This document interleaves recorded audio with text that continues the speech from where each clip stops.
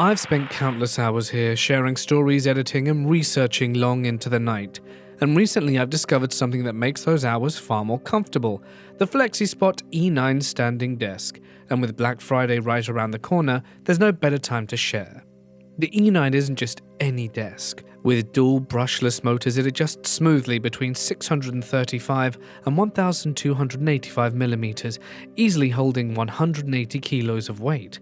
The smart touchscreen lets you save up to 4 height presets, so you can switch between sitting and standing in an instant. For anyone spending hours at their desk like me, a standing desk can make a huge difference, boosting focus, reducing back strain, and just being more comfortable. Made from high-quality carbon steel, the desk is stable, eco-friendly, and built to last. So if you're ready to upgrade your workspace, now's the time. FlexiSpot's Black Friday sale is live with up to 50% off.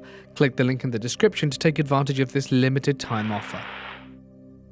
This happened when I was a 19-year-old sophomore in college. I was living on campus in their apartment-style dorms, and my college wasn't exactly in the nicest part of the city, so I'd usually have to drive a bit further to go grocery shopping so that I could be in a bit more of a safer area. The night this happened, I was going to cook dinner, and I realized I didn't have some of the spices I needed. Normally I would just say forget it and made something else, but the meat had already been thawed for a day or so, and I needed to cook it. I debated just going to Walmart that was 2 minutes away, but it was getting late, and I didn't want to go there alone in the dark. The Walmart was right next to a major highway, and being a girl by herself, I felt uncomfortable risking it. So instead, I went to the Walmart that was about 20 minutes away a few towns over. I got to that other Walmart and bought my spices, along with a few other things, and checked out no problem. By the time I was done, it was now completely dark out. I was back at the driver's side of my car and putting my bags in the passenger seat when I noticed a woman. She was maybe in her 50s, looking at the back of my car. At the time, I drove a really old car, and if you know your cars, it would be surprising that it was still running. I've had a few people in the past, usually older men, come up and ask me about it. I figured that this is what the lady was doing, and I ignored it until out of the corner of my eye, I saw her come around my car and stop about 2 feet away from where I was standing. I was parked next to a parking lot median, so it's not like she was getting in a car next to me. "Excuse me," she said. I turned around saying, "Yes?" kind of prepared to answer, "What year or model is your car?" "My church is giving out leftover boxes of food from our food drive to people in need. Could I give you one? We have them in our car over there." This immediately set off an alarm in my head. I mean, she'd just seen me put groceries in my car. Why would I need anything else if I just went shopping? Also, the churches and food pantries around my college were usually cleaned out after they had their shopping days for the people who really relied on these food drives. There was hardly, if ever, anything that was just left over. I had watched enough Criminal Minds and read enough Facebook posts to know that this felt like a human trafficking lure. I stuttered over my words a bit, trying to figure out what to say, but finally got out, "No thank you. I'm good. I'd like to see it to go to someone who could really use it." I felt like that was an okay response if she was handing out boxes. "Are you sure? They're just right there over in my car," she said, taking a step and making the gap between us a little smaller. I was panicking. She was stepping closer. I tried to nonchalantly put my hand in my bag and look for the small pocket knife my dad gave me. My mind was racing as I tried to find it, but also to try and keep my face looking calm and not suspicious. I repeated to her that I was good, and the box of food should go to someone who really could use it. She finally seemed to let up, saying, "Okay, have a good night. God bless you." I told her to have a good night as well. Then as soon as her back was turned, I got into my car and locked the doors. As I pulled out of my parking spot, I noticed the car she was walking to had 3 large men standing at the trunk of the car. They were barely illuminated by the parking lot lights, but I think it was an early 2000s white Nissan. As I tried to go down the parking lot aisle, I saw the men looking at the back of my car, just like the woman had. I then noticed where their eyes were shifted to. They weren't looking at my car, they were looking at my license plate. Just as I got to the end of the aisle waiting to turn, I saw two of the men get into the front seat and the other man and the woman in the back. Their car started and they began to pull out too. I was now having a full-blown panic attack. Just a week before, my friend had posted something on Facebook about how two men had followed her and her mum through a Walmart. Again, I had watched enough crime shows to know that this wasn't painting a pretty picture. I finally got the opportunity to turn, but that car was coming up behind me. I made the quick decision to make a really odd way back to campus, made a ton of turns and went through a lot of the small streets instead of taking one of the two main roads. I don't think I saw the car again after I pulled out of the parking lot, but I was definitely not risking it. By the time I got back to my college, I had calmed down a little. I started to wonder, maybe you're overthinking this, believing there are actually good people in the world, and I decided that if they were giving out boxes of food, then hopefully it did go to someone in need. That was until I walked behind my car, heading towards my building. There was an SF faintly written in the white sidewalk chalk on the brown paint of my car. I was shocked and terrified, knowing that I definitely did not put that there. I said out loud, "Oh my God," as I practically dropped my bags to the ground and rushed to wipe the chalk off with the sleeve of my jacket. My car had been tagged. After a few seconds of wiping, the chalk was gone, so I locked my car, grabbed my bags and raced into my building. I got into my dorm and saw the dinner I was supposed to make, but I had completely lost my appetite. I put everything away and went to my bedroom, still reeling over what had just happened in the last 45 minutes. I sent the whole story as a Snapchat video to some of my friends who were as shocked as I was. One friend, Sarah, said she thinks SF stood for single female. It made sense, which made the whole experience that much more scary.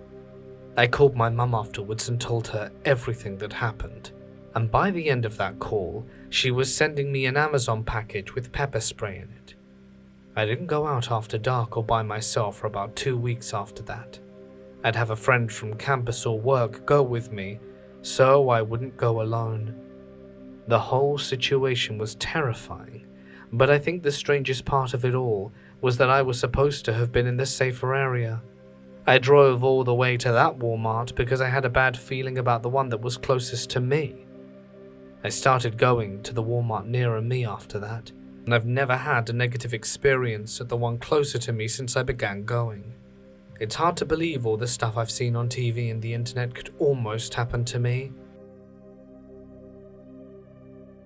This story happened in 2012, and there are not many people I've shared it with. For my birthday, me and my ex-husband visited Krakow for a short break. My main interest was to visit Auschwitz and the Jewish quarter of the city, as well as Schindler's factory, which is now a museum.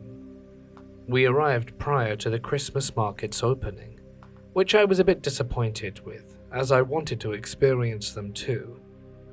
We stayed in a very nice hotel that was 15 minutes walking distance from the main square and cloth market. We had a beautiful balcony that looked over the river and was very nice with lovely, hospitable staff, and I couldn't recommend the hotel enough. We flew in on a cheap budget airline around mid-afternoon, showered, changed, and got ready to explore. The weather was cold and dreary with some light drizzle, but more than okay to walk along the river into Krakow main city. Krakow is an exceptionally beautiful city. We had a good look at the cloth market, ate a meal of matzo balls and stew in the main square under blankets and heated lights, and watched the famous clock tower, and even managed to visit the lovely shopping center with excellent shops, where I purchased a lovely cashmere coat in Zara, and an equally lovely hat and scarf.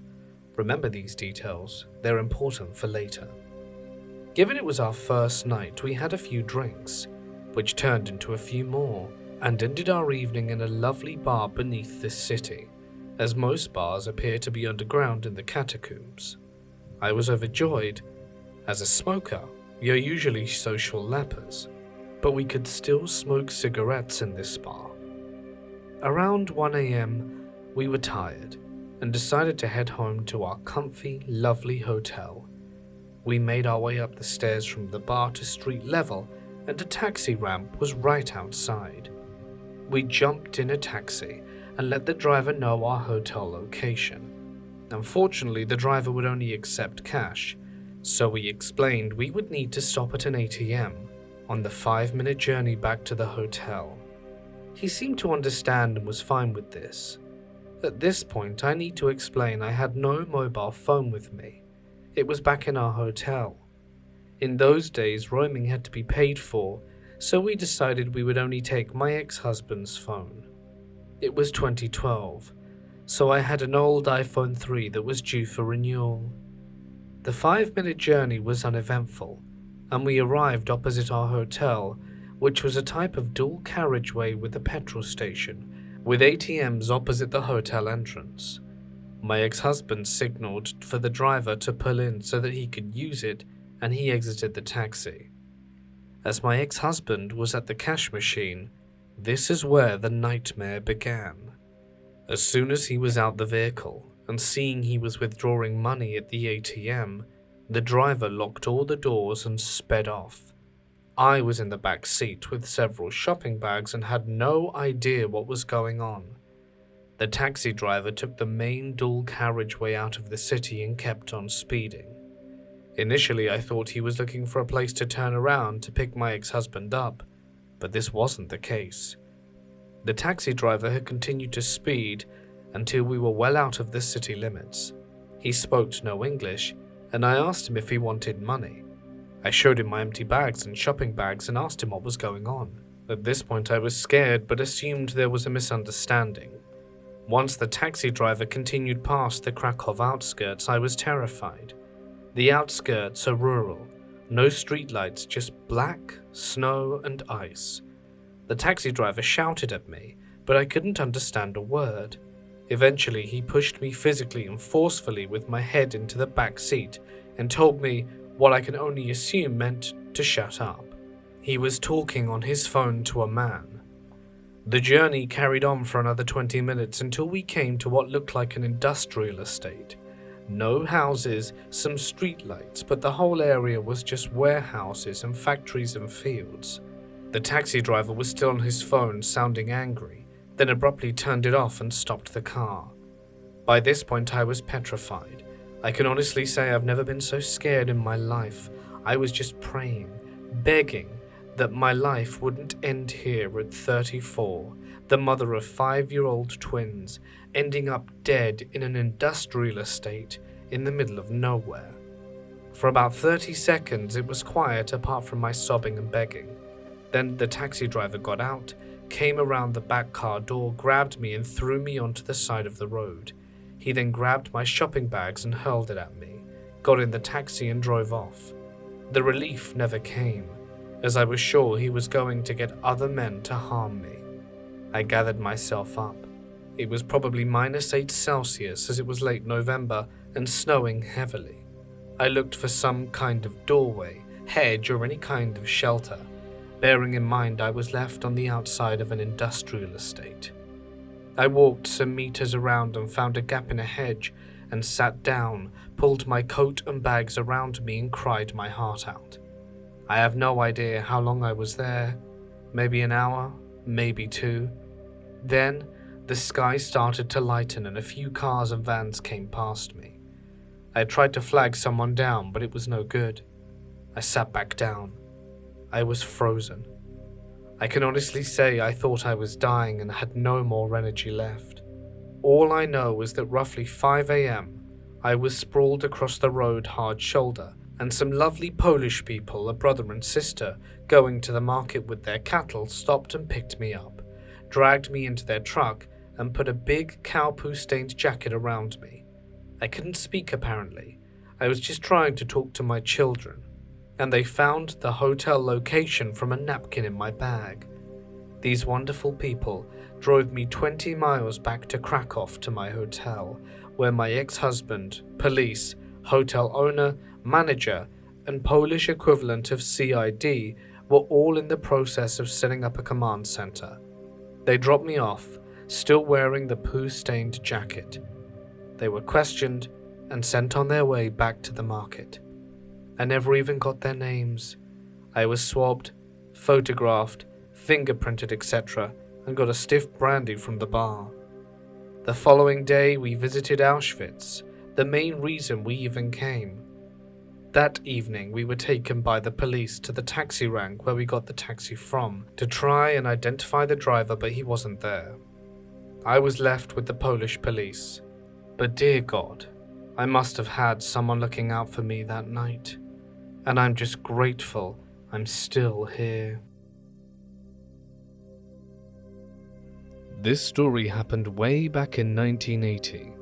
I was 5 years old and was invited to a neighbor's birthday party. We lived in the suburbs of Baltimore, Maryland. It was an idyllic town. Trees lined the streets looking over the neighborhood like giant looming sentinels. This was early October, and I remember because the houses were decorated for Halloween. The boys' parents pulled all the stops to make their son's party one to remember. There was a slow-moving, sad-faced donkey that the smaller children were permitted to ride. I was not allowed to ride the donkey. You see, I was a little bit overweight, even at age 5. I was also as loud as I was large. It was my loud mouth that caused this pleasant afternoon of cake, ice cream, and piñatas to quickly unravel into a horrifying nightmare. Aside from the usual things there would be at a 7-year-old's party, there was a clown. The clown walked around silently, prancing and smiling. He would laugh silently. He would do the old, "I got your nose" trick and pull coins out from behind our ears. He made balloon animals and attempted to ride a unicycle. The other kids laughed. But I hated the clown. Everything about him made me uncomfortable, and because of this, my 5-year-old self decided it was a better idea to give the clown a hard time. Birthday Boy announced aloud that it was time to head inside to see the special clown magic show. All the kids went into the living room and sat on the hardwood floor, but I stood in the back. The clown proceeded with the magic show. He pulled a fake rabbit out of his hat and performed other hat tricks. As I stood in the back of the room and jeered him, I would yell out how the tricks were done. The clown continued to smile silently, making no sound as he went about his magical presentation. His face said happiness, but his eyes screamed in rage at me. This went on for 15 minutes. The kids laughed as the clown fumbled through some crappy dime store magic tricks. I don't know if this was an act of mercy, but Birthday Boy's parents shouted it was piñata time, and all the kids ran outside to smash a cardboard donkey stuffed with candy. After a few minutes outside, all the fruit punch I drank throughout the day wanted out. I scurried back into the house in search of the toilet. The house was quiet. The sun had shifted in the sky, leaving the kitchen and the adjoining hallway bathed in murky early evening light. As I walked through the kitchen and into the hall, from a room in the hall stepped the clown into the hallway. There he was, staring at me. It seemed like one of those Wild West showdowns from the cowboy movies that my dad used to watch on TV. He lurched slowly towards me, his painted smile unwavering, but his eyes were bloodshot and filled with unbridled hatred. "Here, piggy." I walked a few steps in reverse before spinning on my heels and trying to make it to the kitchen. That's when I felt a large hand land on my shoulder. I was spun around forcefully and fell to the floor. The clown stood above me for a moment before putting a giant clown shoe on my chest. I remember trying to squirm, and I remember wanting to scream and cry for help, but it never happened. He stood over me, pinning me to the floor before brandishing one of those old-style seltzer bottles and proceeded to spray the crotch of my pants in a sing-song voice. He cooed, "Piggy going pee-pee, piggy going pee-pee," until the contents of the bottle were drained. When he removed his foot from my chest, I lashed out with my feet, kicking at his shins and trying to scurry away at the same time. I ran into a pantry and slammed the door. It was a really terrible hiding place. He had to see where I went. The pantry was about 4 feet away from where I was laying on the floor just moments ago. It was dark in the pantry and smelled of Pine Sol cleaning solvent. There was no lock on the inside to protect me from the clown. In the dark pantry, I slid to the floor and tried not to sob uncontrollably. Minutes passed. Those minutes felt like hours. I heard no sound other than my wheezing and a fear fart that squeaked out. "Oh, piggy piggy, did you make poopy in the pantry?"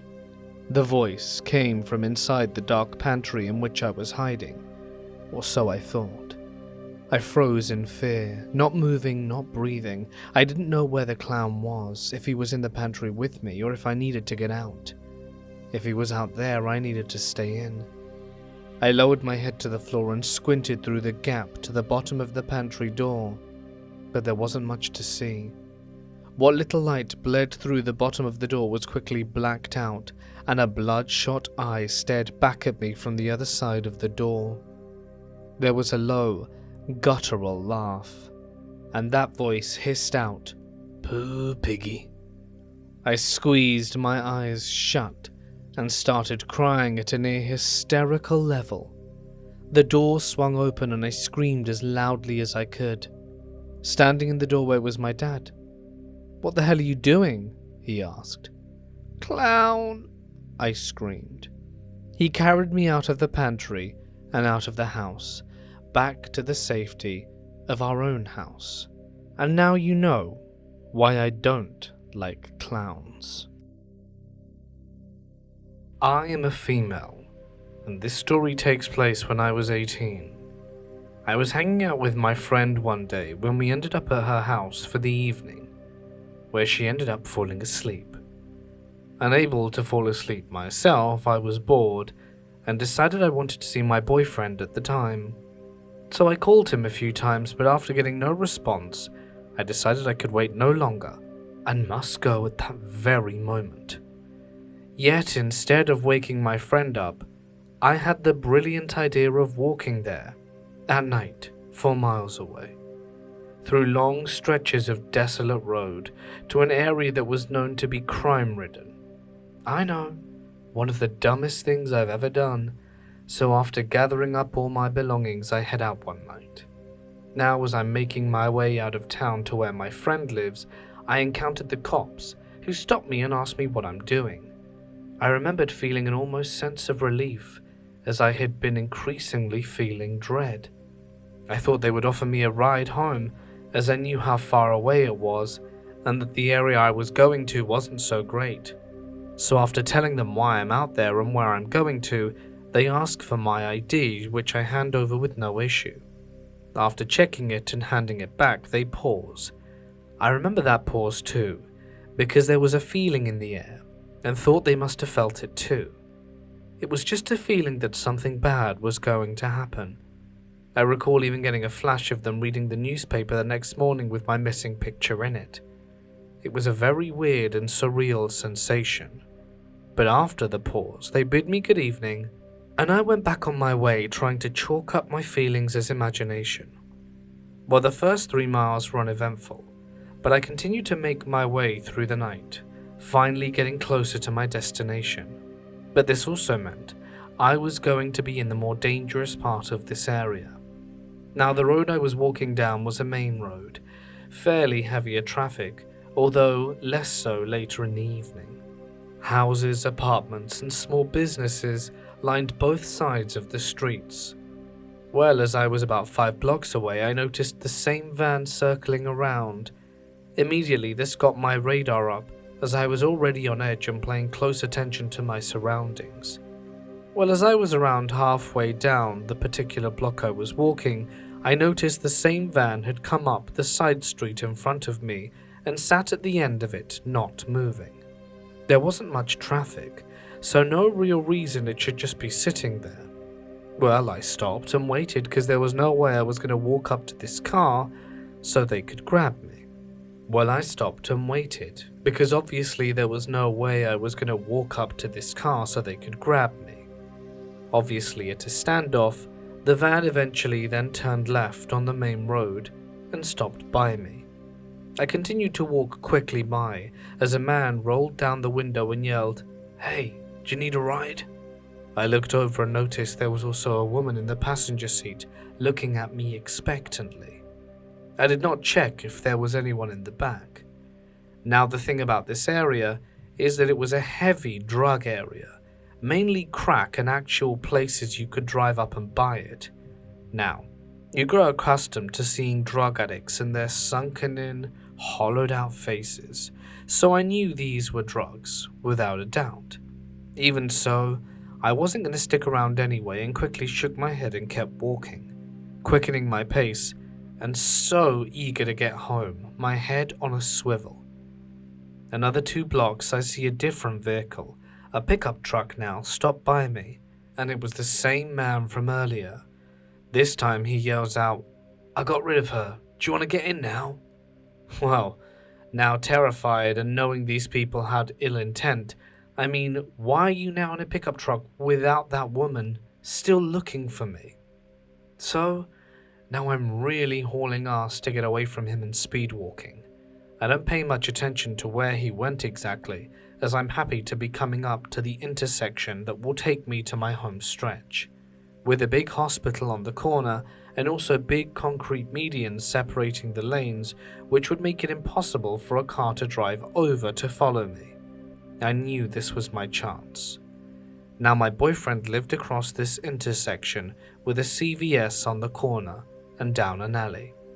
I had to make a split-second decision. Do I run to the hospital and wait it out? Or do I go across and down the more main part of the street, or risk going through the CVS parking lot and down the alley? The alley, I knew, had a fence all along the side next to the house, so I knew they couldn't chase me through the yards. I quickly surveyed the area, but didn't see the van near me, so I made my decision. I flew across the intersection, through the CVS parking lot and ran like hell down the alley. I made it to my boyfriend's house, through opening the fence on the alley side, ran across the yard and up the long back stairs to bring me to the 2nd floor, to the only entrance at the back of the house. Finally making it upstairs, out of breath and still terrified, I stopped at the top. This area was completely closed in, and I could easily see out of the alley without being seen. Well, like straight out of a nightmare, I looked down and saw the same man from the van at the beginning, slowly driving down the alley, clearly looking for me. Whether he saw me run up those stairs or was still continuing to look for me, I never found out. I do know that if they caught me, I likely would have never made it out alive. This took place in San Francisco in the early 90s. I was a 33-year-old female at the time living there, and I had a good job and was very interested in real estate. I decided to walk to a neighborhood grocery store to pick up a real estate magazine. That's what you did back then. The internet wasn't freely available yet.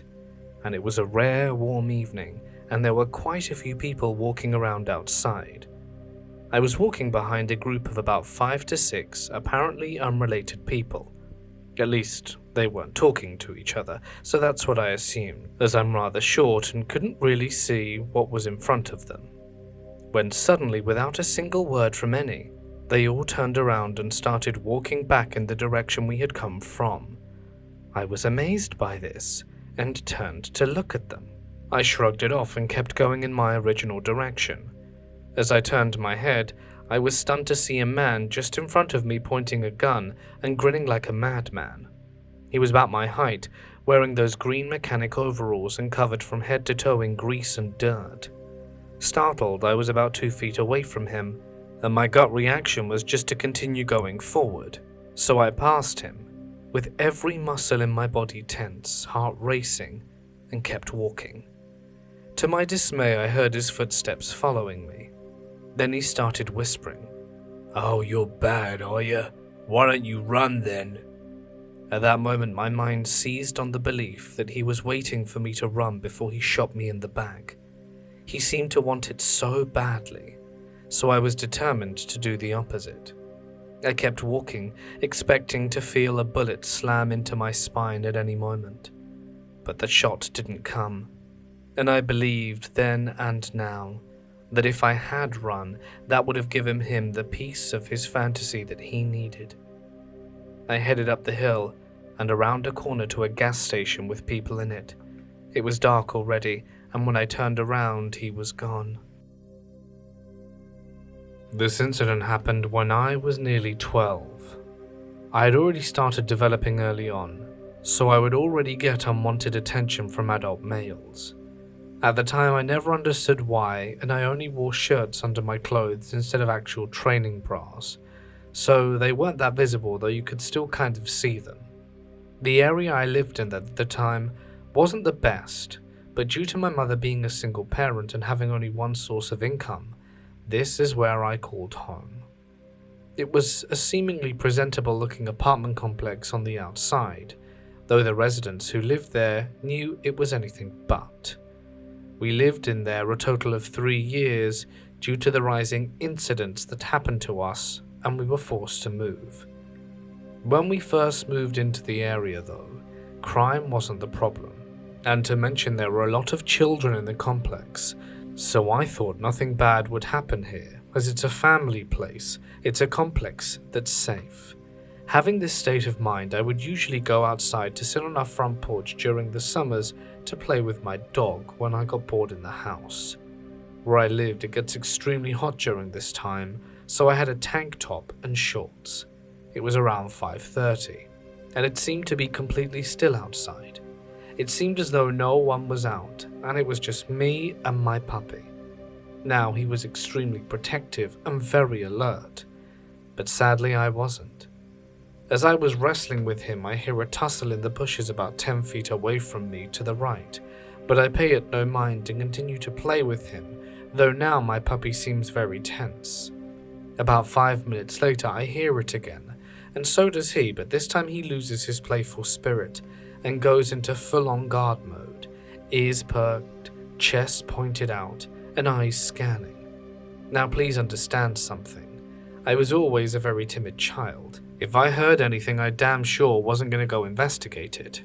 My mother was upstairs asleep since she worked nights, and due to this I didn't want to bother her, though she didn't know I was outside anyway.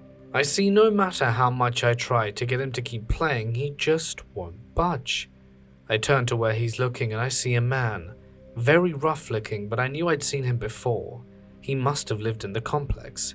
He had a dirty wife beater that looked stained, dark blue jeans and work boots. He was standing behind the bush next to the building, looking at me. I saw his hand moving rapidly at the time and had no idea what he was doing. I now know what he was doing behind that bush. All the while, he was muttering something under his breath and tried to take a step closer to me. But instead of me running, I was frozen. My dog at that point let out the most vicious growl and snarled at the man, which snapped me out of my frozen state. Immediately, I screamed for my mother, running up the stairs as quickly as I could. When I got upstairs, she heard me and quickly rushed to me, though I didn't want her worrying. She had work that night, so I brushed it off with some excuse and sent her back to bed. I thought this was over. Wrong again. Fast forward to about 3 days later, and my feeble mind had forgotten about the incident, but I didn't go back outside alone. It was night time now, and me and my mum came back from our mummy-daughter days at the movie. It was 12:30. We had just gotten home. Me being hyped up on cotton candy and sodas was off my guard again, though my mother was not. I always joke with her about how, even now, she has the hearing of a dog. I didn't even know it would come in handy tonight. One thing about my mother is that she isn't very threatening, standing at only 5'5", though she has lots of muscle in her from working on the ambulance as an EMT. Another thing is, regardless of where she was, she always has a switchblade that she could pop out faster than anything if she needed to. As we shut the car off, we noticed that the streetlight illuminating our building was off. We both looked at each other in a WTF realization. It was pitch black now, and every other light was on in front of the building but ours. Me being scared, this knocked my hyper feelings I had aside. I wasn't attentive. As I was getting out the car, I noticed that I heard a rustle behind the bush like I had heard a few days prior. I stopped dead in my tracks outside of the car and looked at my mother without speaking, asking her, "Did you hear that?" through only my eyes. She didn't miss a beat. Her eyes were already trained on the bushes to our right. Deciding to play it cool like we didn't hear them, we continued to get our bags out the car. As we shut them, it seemed time stood still. The pathway for us to get to our building was Y-shaped, and the realization hit that this person was 5 feet away, dressed in all black with a hoodie and hands in his pockets. I could feel the ill intent meant for us. As we got to the front of our car, I looked at her and she looked at me, knowing this meant that we run on the count of 3. By now my heart was beating out of my chest, and on 3 I booked it to the front door and threw it open quickly, running up our steps, keys in hand. Though as I ran with my mother, behind me I could hear a third pair of feet were running too. I had cleared 5 feet between me and the door, and about 20 steps in 10 seconds with my mother in tow. Since our door to the building was incredibly hard to open once slammed, she shut it tightly behind her, waking up my sleeping dog in the process, and he began barking like crazy. I could hear the door handle jiggling, trying to be forced open, and as me and my mother finally stepped into our apartment, we heard the building door slam open and the footsteps running up, though by this time the door was locked and barricaded. The dog growled and jumped at the door, and in hearing this, I think scared whoever was there away, because all that was heard was retreating footsteps out of the building and around the side of the building into a very thick brush. We called the police, who said that there was nothing they could do about it. I even told my mum finally of the man I saw, and she knew who it was. Let's just say I had to stop her from popping a cap in his ass and getting locked up, since the police told us to mind our business and get used to it. And I quote his words, "Women should be in the house anyway." So rude and sexist. I hope that sicko is in jail now or rotting somewhere. When I was 13, I met someone on Discord. He was funny, smart, and exactly my type. He was also 16. I, being 13, obviously wasn't very logical about the whole situation.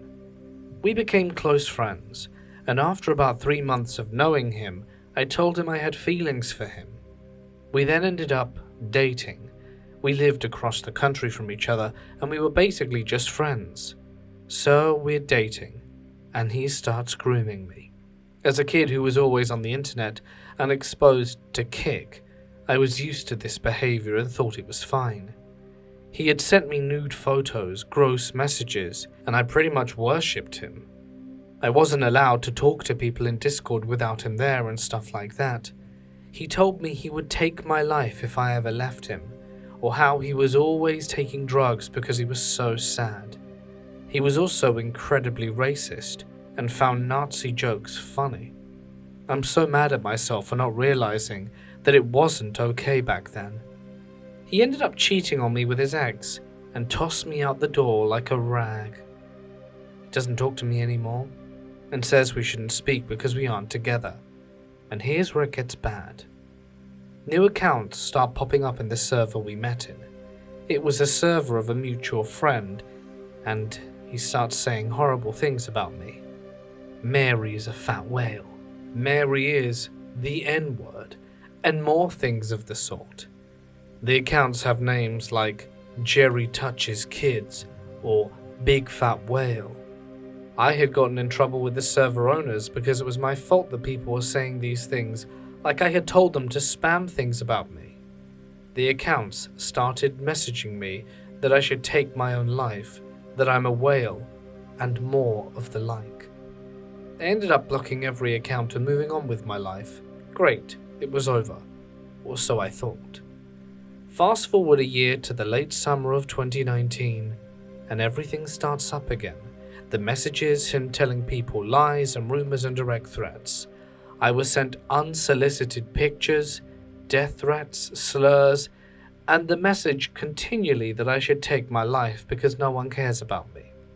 At that time, I had undiagnosed depression and anxiety and almost did end up doing what was asked of me. But then I went to therapy and tried to get over it. In 2020, right when quarantine happened, I got a boyfriend. I was super happy and came back out of my shell, and I would play games on Discord with him, and we joined more servers. Around 2 months later, I got another message. Someone had messaged me called Lily. It was a normal profile, and we were on a server together, so I thought nothing of it. She then had messaged me how I was, and I had never spoken to her before, so I was confused. She said we had a long conversation about mental health the day before, and she wanted to make sure I was alright. I asked her who she was and what she was talking about, and she said something like, "Oh, you told me about this. You said you take your medicine for schizophrenia, and you've missed a dose. Are you off your meds?" I was very confused and scared, because I had never spoken to her in my life, and certainly didn't have schizophrenia. About 10 minutes of this charade, I realized it was Dennis.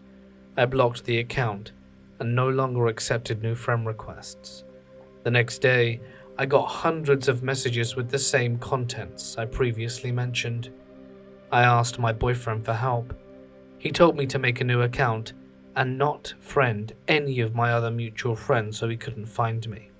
I did, which cost an affiliated Twitch account I had spent years building. But I changed all my accounts, deleted most, and made new ones. I have no idea how, but the messages found me again. So I got fed up, and had asked a mutual friend I thought I could trust some personal information about Dennis to go to the police and get a possible restraining order. I didn't totally know how the police handled these issues though. Months go by and nothing, until the fall of 2021, in which Dennis messages me calling me a stupid idiot, and how he'll always find me, how I'm fat and dumb and no one will love me. I isolated myself, and deleted more accounts. I was never able to go to the police because I had no information like his full name nor address. It's been 2 years, and every day I worry if he lives near me, if he knows where I live or go to school. I recently found out he has a website, and made YouTube videos. He made a lot of YouTube videos referencing me in 2022. His copyright claim is something like Mary the Fat Whale Inc. I can't find it anymore. It was hell, and I'm worried every day that he will find me. But I really hope he doesn't. I was a major at George Mason University in Virginia, 2022. I've since graduated last spring with a degree in musical theatre. I stayed another year because of credit issues, and during 2021 to 2024, I worked as an RA to keep myself productive. I enjoyed my job at times because I would throw events as RAs could do that, and I would also talk to other residents who lived in the dorms. Other times I would enjoy it, specifically this one time. The 2022 spring semester was coming right up, and I moved in a day earlier because I was asked to. The next day then came, and people were moving in. It was a busy day and I was tired of walking around, helping people move, and I barely got to sit down. Around 3 in the afternoon, a kid called Brandon arrives and was ready to move in. I introduced myself, checked him in, and he was all settled, but something about him made me feel a little off. He seemed very socially awkward. I assumed he was somewhere on the spectrum, But that didn't really bother me. I didn't worry too much about it and just helped everyone else move in for the rest of the day. It was now March, and I was having a pretty great semester to say the least. I got a part that I wanted, that I auditioned for, made a lot of new friends, and more importantly was getting good grades. I would rehearse every day, and one day a band joined the rehearsals. Once they came, I saw who everyone in the band was, and there was a face I recognized.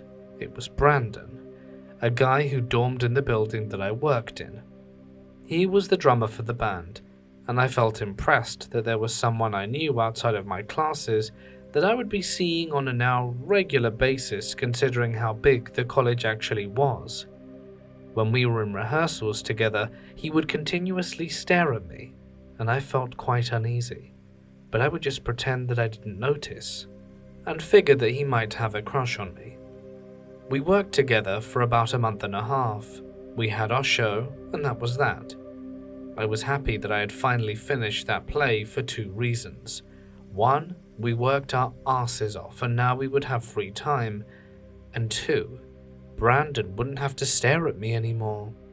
I would still have to see him because he stayed in the same building as me while I was working as an RA. Now in late April, there were 2 weeks left of school. Nothing happened for the next week, but the week later, something happened that never in a million years I thought would ever happen to me. On a Thursday night, it was my turn to work as the RA. Nothing happened for an hour, everything was chill, and I was on my phone scrolling through Instagram when all of a sudden, I heard footsteps approaching me. When I turned my head up, I saw pure horror. Right in front of me was a completely naked Brandon, who was smiling. I was then sending blow-up texts to all of my friends in a group chat about what was going on. As I was doing that, I heard another pair of footsteps. It was his roommate Stephen. He was running and begged me not to call the resident hall director. I said okay and saw him literally pulling and dragging Brandon to their room, and then they went out of view. I was still processing what was going on, and decided that I would take a short walk to clear my brain. I listened to Stephen and didn't call the resident hall director. Saturday then came and Brandon moved out. I had to act normal for my job. I saw his dad come and help him move out, and I helped him as well, although I didn't tell my boss what he did. I did tell his dad. I expected him to completely lose it at Brandon, but quite frankly, he did the complete opposite. He assured me that he just has autism and that he isn't harmful.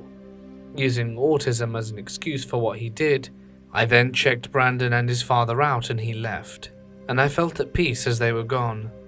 I told a few friends what happened and they told me something even more devastating. A formal dance took place 2 weeks ago and I didn't end up going. At the formal, Brandon apparently took pictures under numerous girls' skirts, which included some of my friends. No girl knew about this until one guy told this to every girl who fell victim. I was disgusted. I never saw Brandon again after this. He either left school or moved to another campus, but the scene keeps replaying in my head every day, and I had to see a therapist shortly after. I'm pretty relieved I never have to see him again, and would preferably like to keep it that way. 20 years ago, something so traumatizing happened to me that it almost made me want to end my own life, and I'll tell you why. I was a freshman at San Diego State University and I was already having a blast.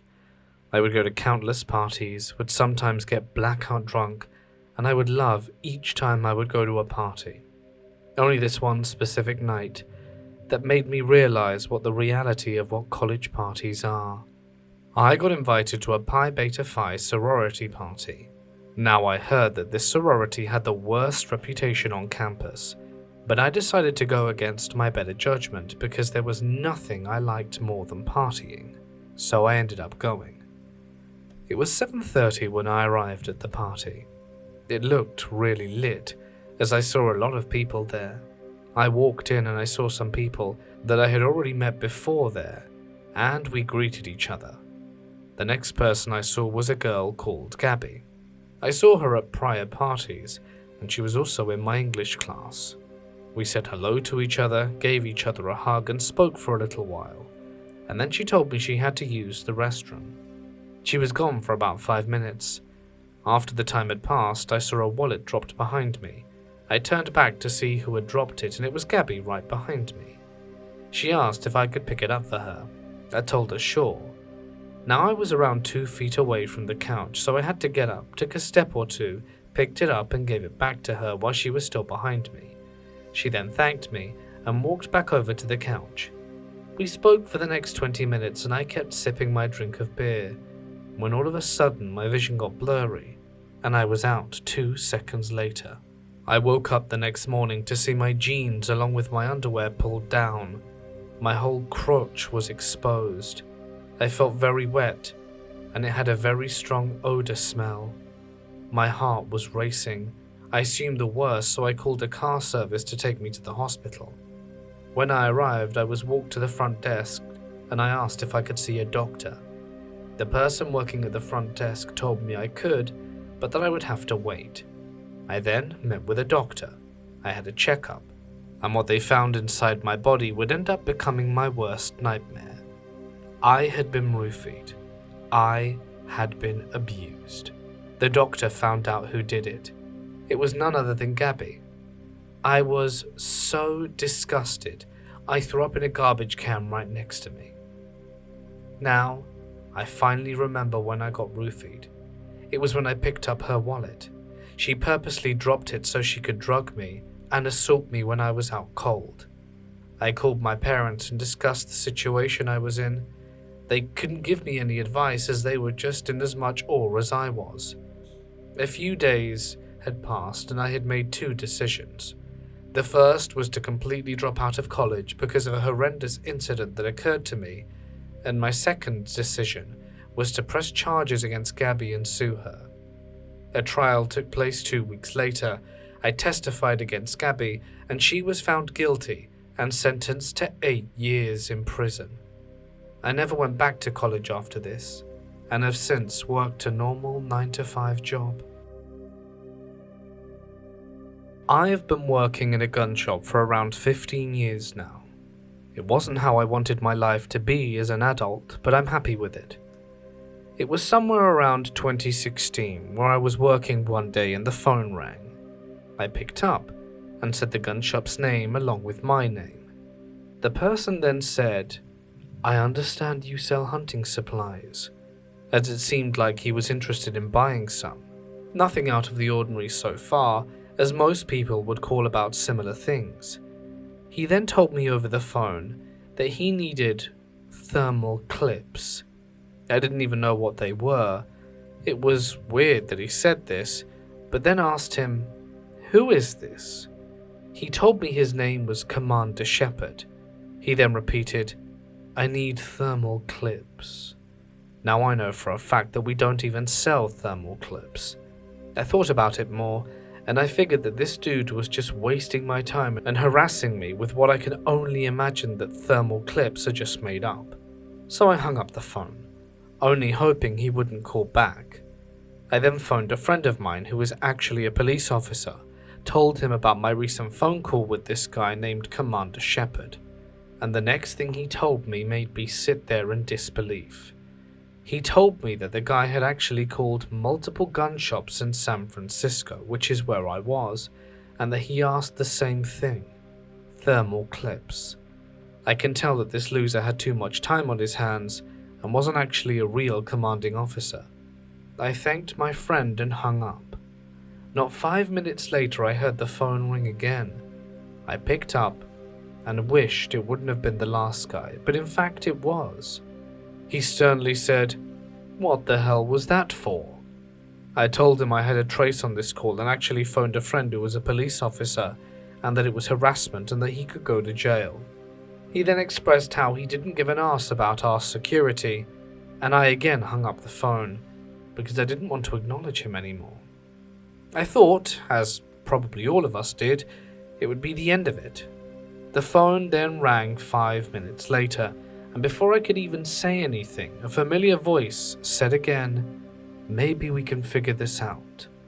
At this point, I had already traced the number and reported it. I told him to keep talking. What he said next would leave me intimidated for a long time. He threatened me, shouted over the phone that he would cut my balls off and sell them. Now I was about to lose it. I told him this call was being traced, while the phone was beeping, as those were the sounds of it being traced. He screamed at the top of his lungs that he's getting a lot of BS on this line, and then I warned him that if he called back one more time, I would press charges and hung up the phone. I got my wish granted as he never called back, but what was his deal? This call still plays back in my head. I just hope he'll never call our store again, and I wonder what it was all about. The story I'm about to share with you is about how I almost lost my life in November of 2022. I live in Boston and I really love music. Making it, listening to it and performing it. It's always been my #1 priority growing up. Some nights I would go to a nearby venue to see people perform live. Sometimes I would get a little drunk and high, as weed was legal in Massachusetts. A guy would show up selling weed sometimes. He was licensed and the bar gave him permission to do so, and I would never go off the rails. But one night I did. It was a Friday night and I didn't have a good day. My boss was snobby to me at work and she took her anger out on everyone, mainly me. What was with her today? Did she wake up on the wrong side of the bed? Did her husband cheat on her with me? It was odd. I decided to go to the bar and see people play music and get in a better mood. I then went to the bar later that night. I walked in, said hi to some of the bartenders, I know them pretty well and I always feel welcomed there, and told them that I'd had a rough day and I'd be happier if I had a drink, so they made me a cocktail. I finished it in no more than 10 minutes, and then asked for another. One bartender looked at me with a strange expression on her face, but she did give me one more. After I grabbed my drink, I went to the bathroom drinking hand, and after I finished, I saw the guy selling weed on the stand. I saw cannabis and edibles. I decided to buy some edibles, and after paying for it I opened it up. I didn't know what went through my head, but I took 3 edibles, placed them in my mouth and started eating them. Of course, nothing happened right away, but about 15 minutes later it finally kicked in. I felt as if my ears were underwater and saw many different colors changing. All of a sudden I started dancing like crazy, and everyone was looking at me as if I were on a different planet. I kept acting like a maniac, and when I went back to my seat a bartender forced me to leave, as I was not all there. She kept telling me to go and I finally left after the 7th time she asked. I left the venue and was stumbling and walking.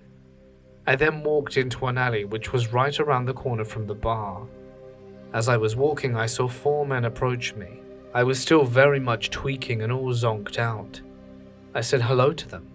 They asked if I was alright, and I said I was all good, but I was slurring my speech. I then started to laugh maniacally. They laughed too, but not with me, at me. This went on for a while until one of them punched me in the face so aggressively it made me wake up a little, but I was still very much tripping. Another punch landed on me and I put my hands up a little as I knew what was about to happen. I asked them to chill. They didn't listen, and the next thing I knew, all 4 men threw me to the ground and started kicking and stomping on me.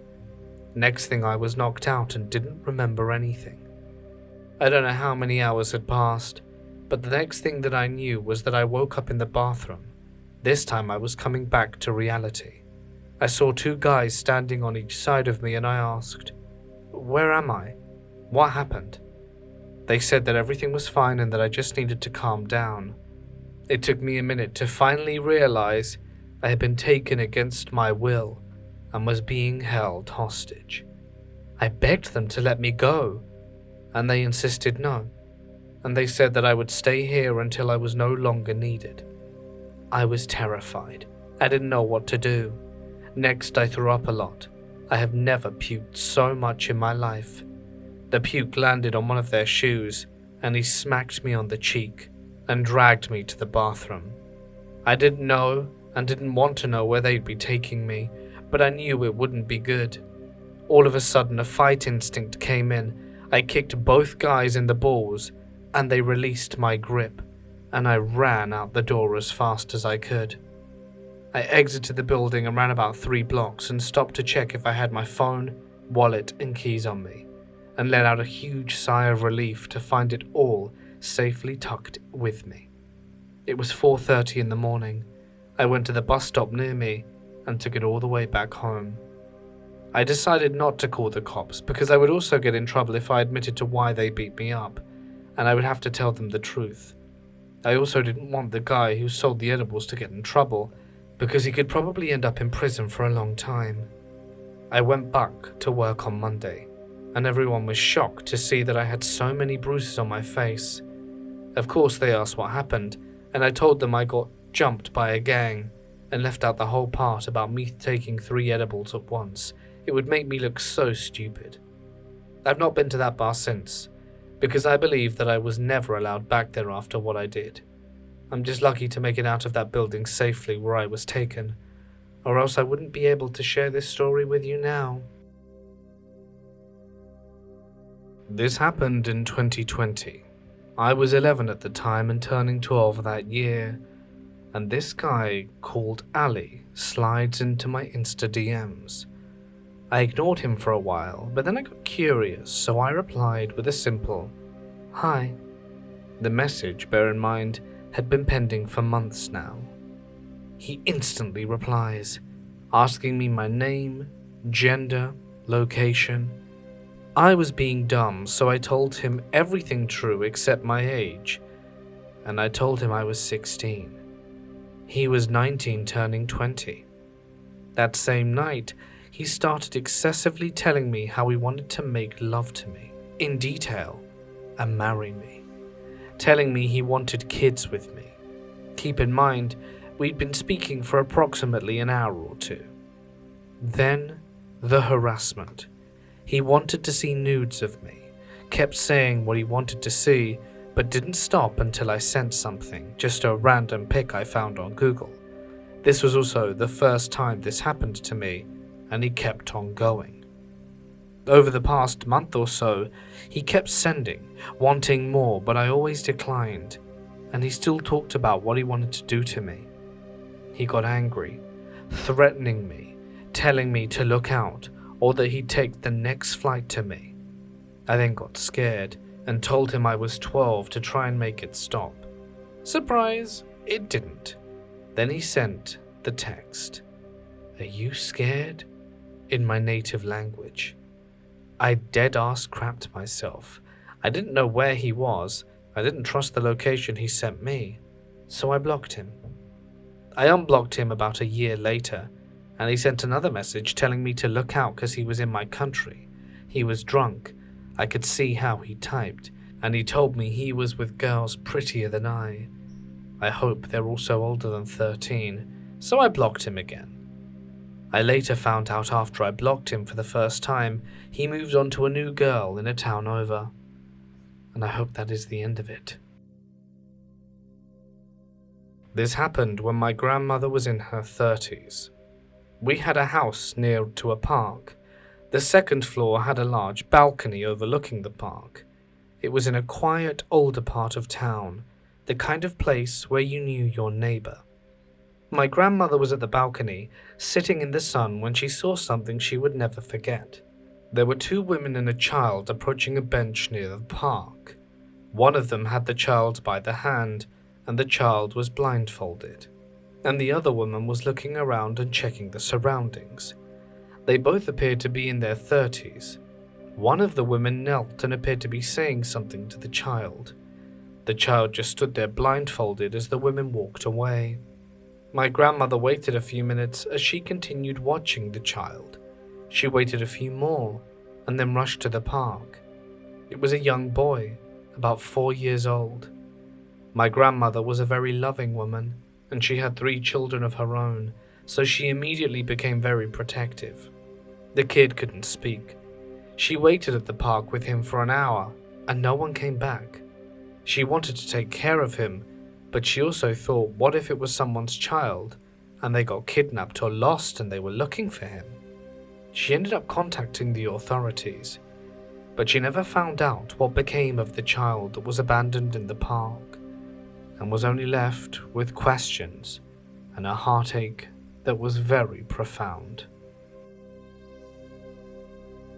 When I was in college, I was walking across campus to my early morning class when this old guy with the bluest eyes I'd ever seen stopped me to ask for bus ticket money.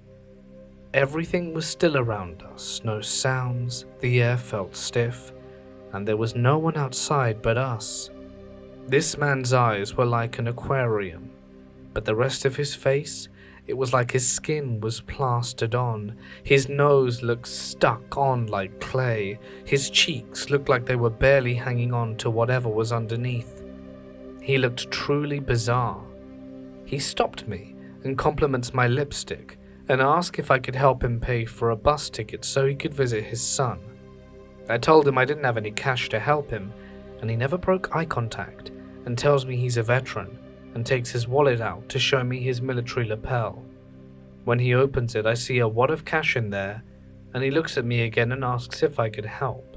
While all of this was happening, the only thing I felt was that I was in danger. I truly thought I was in the presence of someone evil, even though he didn't say or do anything to provoke the feeling. I ended up reaching in my bag for quarters and gave them to him. He held my hand for what felt like forever and let me go on my merry way. I think about this encounter a lot because it felt like he was pretending to be human. His skin looked like it was made from wet clay and wrongly placed. His eyes were so blue they were unnaturally so. And why ask for money when you already have it?